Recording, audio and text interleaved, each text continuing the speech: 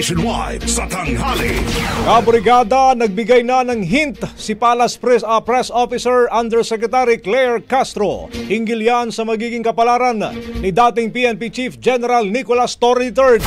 Sa Palace Press Briefing, kinumpirma nitong meron ng nakaabang na posisyon kay Torre.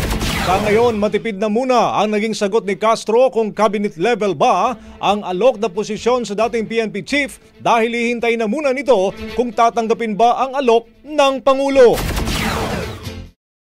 Hindi pa po natin maisisiwalat ang detalye patungkol po dito. Pero confirm po na may inaalok pong posisyon. Ibibigay po namin na detalye kapag po naayos na po at nabigay na po ang pagsang-ayon ni General Torre. Huwag naman natin masabi nagkaroon ng messy transition because nagkausap naman po sila at alam po natin na naiintindihan ni General Torre kung ano yung naganap at nirerespeto rin po niya kung ano po yung naging desisyon ng Pangulo.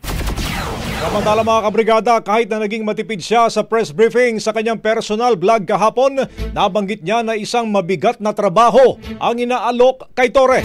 Anya, bagamat mabigat ang trabaho ni Torre bilang PNP chief, may mas mabigat daw na iaatang sa kanyang trabaho.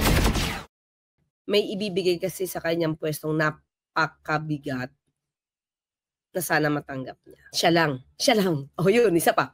Mukhang siya lang ang makakapagtrabaho nun.